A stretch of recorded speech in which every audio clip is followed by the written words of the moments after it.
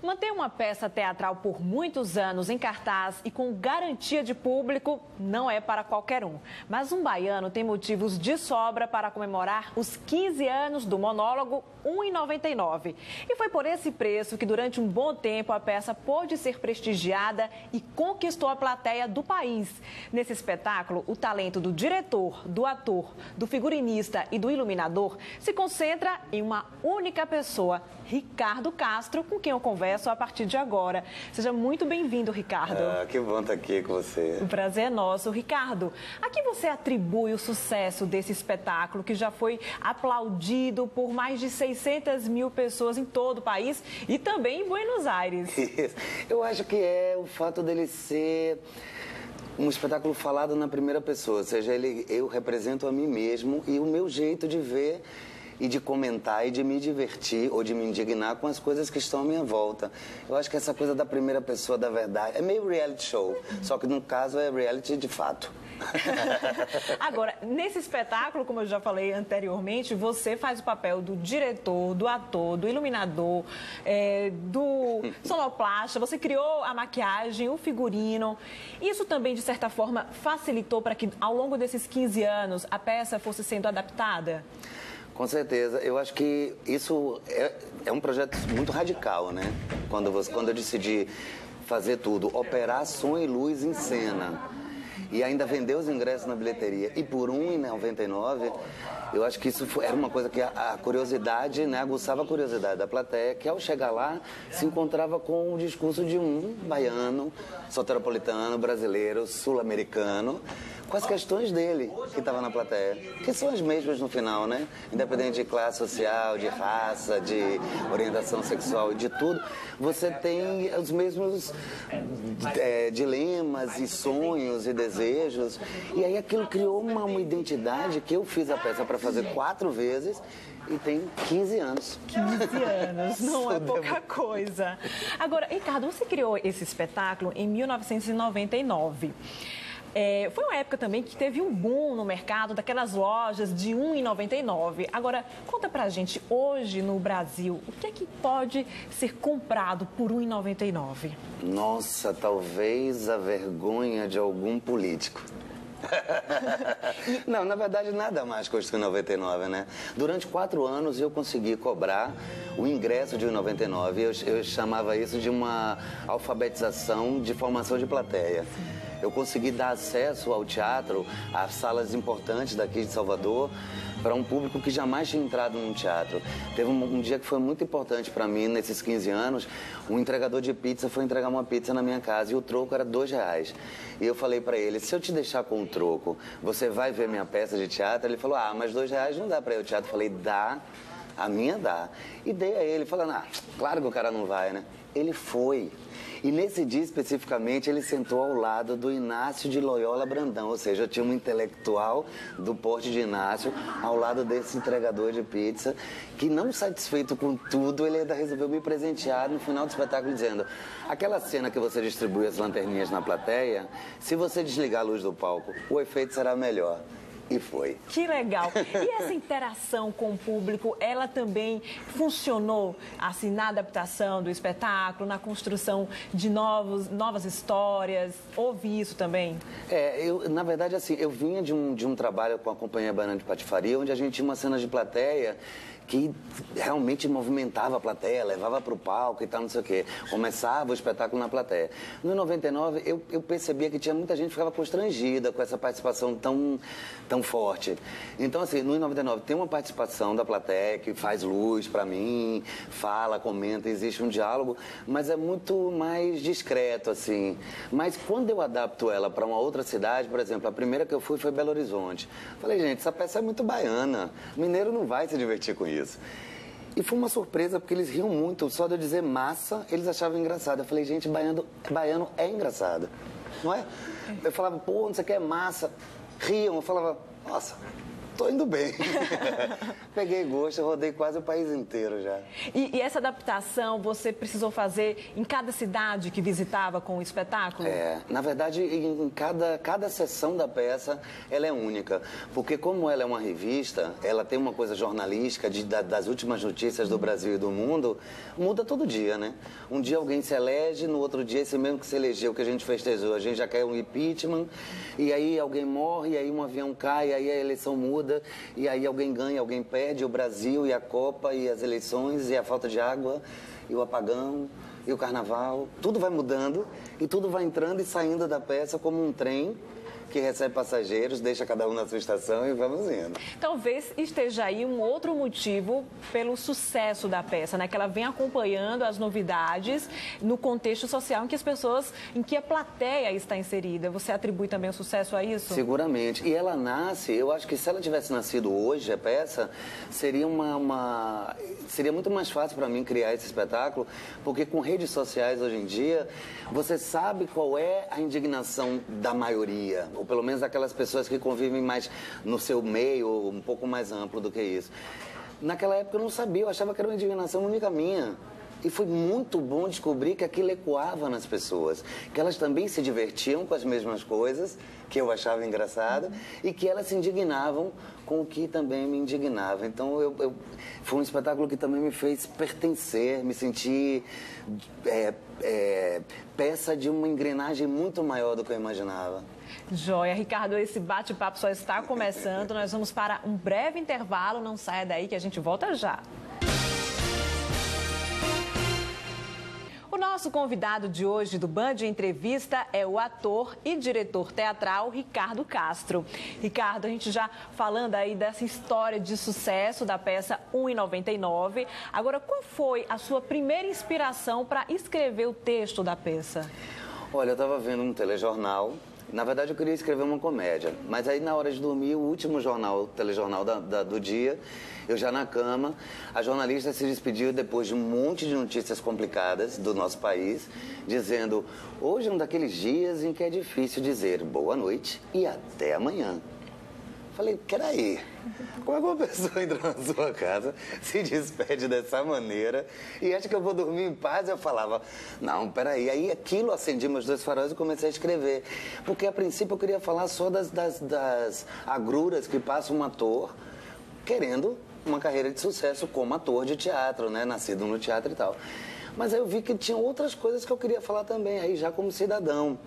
Então tudo começou a me inspirar, né? Principalmente a coisa da disparidade do dólar com o real, que naquele ano estava 1 a 1. Eu digo, gente, isso é surreal, né? Isso não vai dar certo. E de fato não deu. Então era uma crise minha pessoal com relação ao meu ofício, né? Não consegui viver dele. E do país como um todo com a crise financeira. Aí eu resolvi ampliar esse negócio, falar de valor. Valor é preço? Preço é valor? O que eu valho, eu custo o que eu valho ou eu valho mais do que eu custo? Cachê e valor é a mesma coisa, eu comecei a pensar nessas coisas e aí tudo vinha se encaixando. Personagens, aí eu faço uma criança, eu faço um velho, eu faço um vendedor de rua. E isso tudo, na verdade, sou eu. Eu faço tudo isso sem me caracterizar, sem mudar, na interpretação mesmo, no corpo e na voz. E as pessoas gostaram. Deu Olha certo, que sorte, dá certo, Thiago. né? Dá certo. Agora, Dá você certo. falou aí dos personagens que você interpreta, mas ao longo desses 15 anos, você teve a necessidade de excluir um personagem, criar outro que estava mais ligado ao contexto atual? Com certeza. Eu acho que assim, se pegar esses 15 anos, eu acho que já houve aí um remanejamento de uns 30 personagens. Porque tem gente que em um momento está em voga, né? E que é grande, por exemplo, tinha uma época que era a questão do Eike Batista, do empobrecimento do grande milionário que sai na revista Forbes. Hoje a gente já não está mais... Quer dizer, agora o carro dele, o juiz dirigiu, aí ele volta para minha... Volta à tona. Ele volta, é que nem o jornal. Para mim, a peça é exatamente como um telejornal ou um jornal impresso. voltou à mídia, voltou a ser assunto, eu preciso voltar a comentar. Só que aí eu não tenho a isenção, na verdade, a imparcialidade de um jornalista. Sim. Eu dou uma opinião como artista, como cidadão, né? Acho que talvez essa seja a diferença. Então você conseguiu, por meio da comédia, trazer uma crítica à situação do país. Eu acho que o espetáculo é crítica social, ele tem essa coisa de palanque, de panfleto, mas ele também é uma comédia, ele é um espetáculo romântico, ele é um espetáculo engraçado, mais do que tudo, de fato é uma comédia. E eu falo também das tragédias. Eu lembro que quando eu fiz no Rio de Janeiro, tinha tido aquele desabamento da Serra, né? E que inclusive sumiu a fazenda do Tom Jobim, aquelas coisas todas, morreu muita gente. E aí eu fazia uma cena especial para isso. Não só personagens, como cenas que entram e saem do trabalho. Eu lembro que na época do apagão, eu pensei uma cena e eu colocava 12 velas, como se fosse uma ribalta no palco, e pedia que a plateia apagasse as coisas do Brasil que elas queriam que fossem apagadas. Eu só soprava. Então eu pude ouvir o que as pessoas queriam que não fosse daquele jeito. E eu só fazia que assim seja, que assim seja. E aí ficava tudo no escuro. Era uma cena bem bonita, mas que agora, bom, estamos aí, né? Talvez a gente precise voltar com essa Tem agora a questão da água, né? A água com certeza vai estar. Você já conseguiu trazer para a sua peça? Agora, nessas últimas apresentações, já está lá a questão da água e também da Petrobras e também desse último carnaval aqui em Salvador. E a questão de se realmente é tudo nosso e nada deles, quem são eles, quem somos nós, se existe essa separação. Eu gosto, tudo isso me intriga muito e é inspirador para que eu torne o espetáculo vivo de novo e vivo primeiro para mim, né? E se eu estou curtindo ele com o ineditismo de cada sessão, provavelmente isso chega à plateia e ele tem essa vida longa, né? E isso exige de você um olhar apurado para as coisas que acontecem à sua volta. Você traz... Essa inspiração vem daí também. E aí eu costumo dizer que quando eu faço temporadas muito longas do 99, eu me divirto muito, eu ganho mais dinheiro do que quando eu faço temporadas curtas, mas eu também sofro mais. Porque como eu fico atento a todas as notícias, todo o noticiário me interessa. Então, inclusive as páginas policiais, que normalmente, se eu não estou em temporada com o 99, eu evito. Mas durante o 99, acho que eu não posso me furtar de ver tudo o que está acontecendo para que eu possa comunicar com a plateia que também vê aquilo. Então, às vezes, é mais doloroso também, assim, quando todos esses últimos crimes, por exemplo, o caso Richthofen, o caso Jatobá e agora o último Matsunaga, né? E tudo isso foi assunto dentro do espetáculo. E aí, obviamente, não é uma piada, porque não dá para fazer piada com isso. Mas, curiosamente, o fato de ter tratado separadamente desses 3 casos nessa peça, eu escrevi uma outra peça que chama Banho de Sol, que fala do encontro de 3 presidiárias.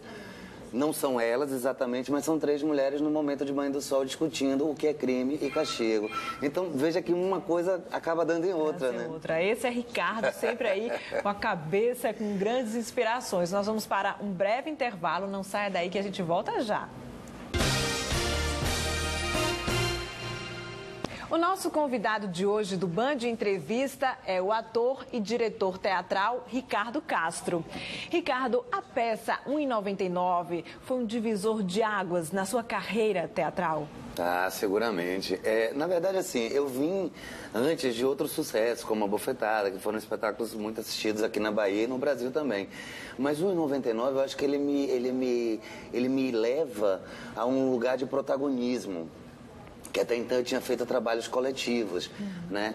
Então ele me leva a um status de... Ele me tira do invólucro de intérprete e me leva para o lugar de criador, o que muda tudo, inclusive a responsabilidade aumenta, né? Porque se você interpreta o que o outro diz, aquela responsabilidade é dividida com o outro. Quando você interpreta o que você pensa, escreve, diz, e você ainda resolve fazer cenário, figurino, luz, ou seja, toda a responsabilidade do bem-suceder daquele espetáculo ou não era minha. E aí deu certo. Então isso me leva para um lugar onde eu passo a ser visto como um criador, um homem de teatro e não só um intérprete. Aí mudou tudo, né? Inclusive, quando você escreveu a peça em 99, você estava pensando em ir para a Espanha, dar um giro 360 graus, não é isso? Na sua vida, e desistiu.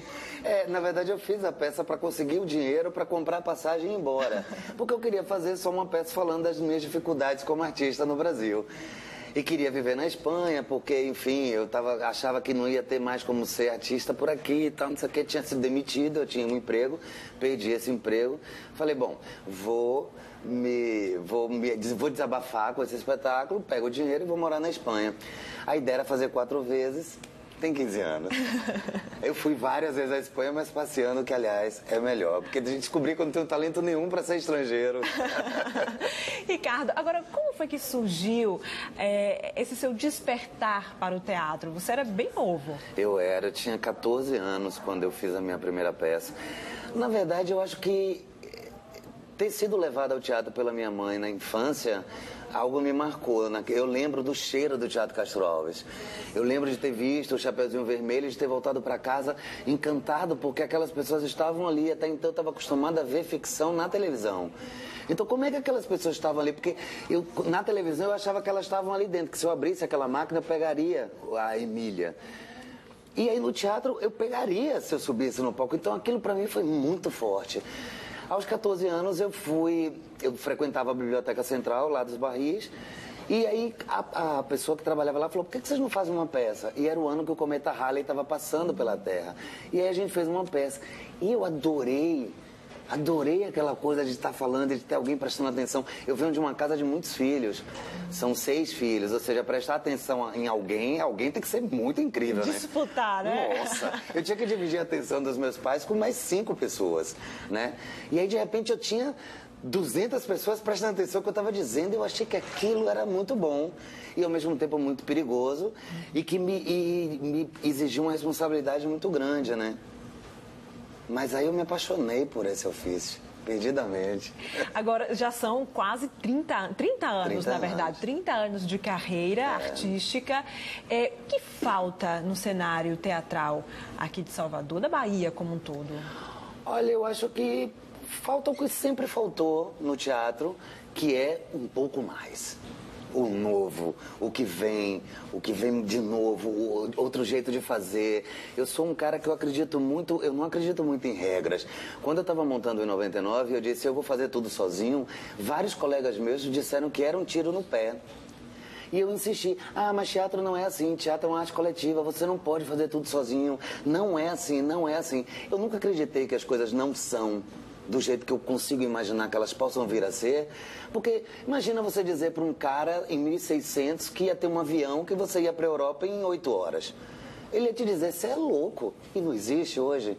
Então eu acho que o que falta, não só no teatro baiano, soteropolitano, baiano, brasileiro, mas no teatro como um todo, é assim, o teatro pode ser outro teatro, um novo teatro, assimilando outras técnicas, outras artes, como agora toda a questão tecnológica, né, das redes sociais, da internet. Eu acho que o cinema faz isso muito bem, né? Juntar todas as linguagens, a música, as artes visuais, o teatro, né? Eu acho que o teatro pode e deve ser outro e outro novo, sem esquecer o que ele já foi desde a Grécia, mas que hoje a gente tem uma urgência que é outra. A gente tem uma vida, um mundo diferente.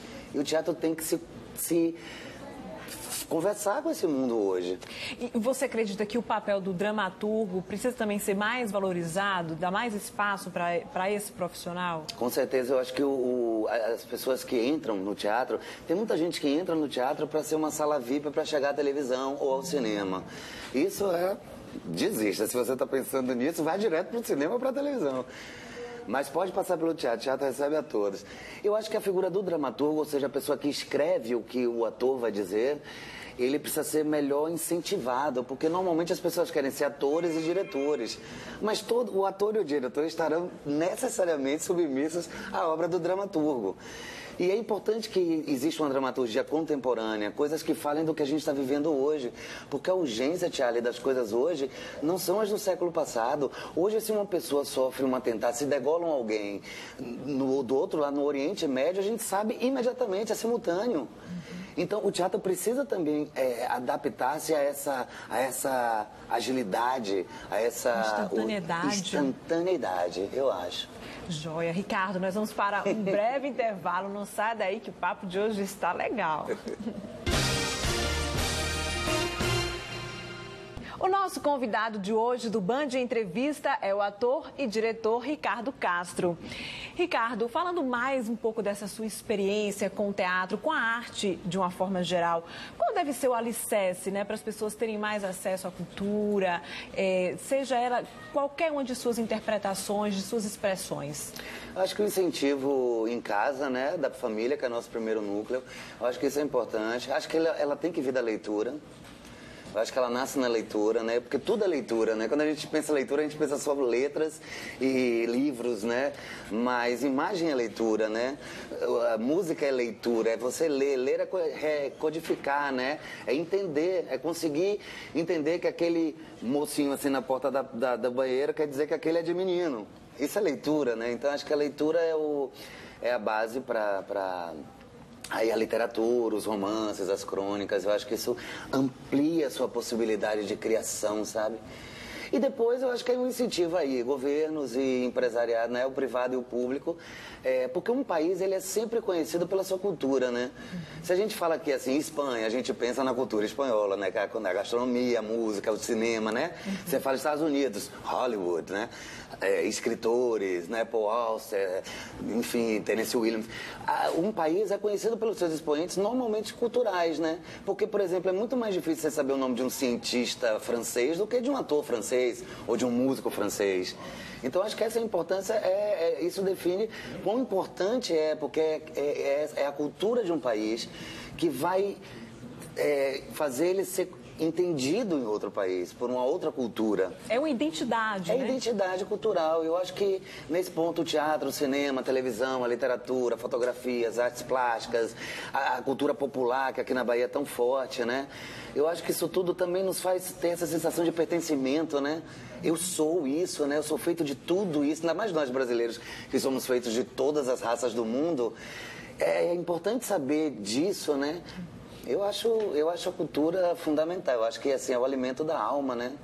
A arte é o que nos conecta, né? Em relação ao outro, ao próximo, em relação a outras culturas. E falta mais incentivo para... Eu acho, e não só um incentivo financeiro, né? Às vezes é um incentivo realmente de você falar com o seu filho, né? Você instigar nele o prazer pela cultura, ou pela leitura, pelo jogo lúdico, né? E hoje em dia a gente tem essa coisa da mobilidade da criança, né? Que é tão complicada, porque as crianças hoje estão brincando assim, elas não sobem árvore, elas brincam assim, ou seja, elas ficam inertes atrás de uma máquina. Isso vai ser uma coisa que teremos consequências em breve e que é importante estar atento, tirar essa criança de casa, levar ao teatro, levar a um parque, subir numa árvore, jogar com o outro, porque o teatro também nos ensina isso, né? O outro é muito importante, né? A ação no teatro, o objetivo de um ator, de um personagem, é o que ele deseja do outro. Bacana. Então, outra é importante. É uma grande lição, né? Ricardo, agora vamos falar um pouco dos seus projetos para 2015. Quem souber, morre. Esse é o título do meu novo espetáculo, que é uma expressão super, né, conhecida aqui na Bahia. E eu achei muito curioso, porque como eu quero falar de educação, assim, o foco dessa vez é a educação, eu achei que esse título era muito curioso, porque tem como consequência do saber a morte, eu acho que... Aí fiquei pensando outro dia, será que é por isso que o filósofo dizia só sei que nada sei? Talvez ele tentasse assim a vida eterna, né? Pois é, vou estrear esse em abril. E no mês de abril, dia 11 de abril, eu estreio Quem Souber Morre, um espetáculo também muito divertido, falando dessas coisas, tendo como foco a cidade de Salvador. Em maio eu estreio um espetáculo que eu estou dirigindo com a atriz Andréa Elia, que chama Faça Como Isadora, que é a história de uma mulher que encontra a sua paz através da dança. Ela estava a ponto de enlouquecer, em vez de fazer terapia, ela disse: eu não consigo resolver nada deitada. Então ela resolve dançar e encontra o caminho dela. E em 99 que eu vou aí viajar, provavelmente vou chegar na sua cidade em breve, nessa temporada comemorativa dos 15 anos. Já tem trabalho suficiente, cara. Então, Ricardo, parabéns pela sua trajetória, pela sua carreira, sempre atento ao que acontece no mundo que está à sua volta e dando uma contribuição de cidadania também para o público, né, Ricardo? Muito bom, parabéns mesmo. Eu que te agradeço. Um prazer enorme te conhecer. Agradeço a você que ficou em casa vendo a gente e a Band, claro, que dá espaço pra gente falar de arte. Muito obrigada. Bem, e você já sabe, temos um novo encontro no próximo domingo. Até lá!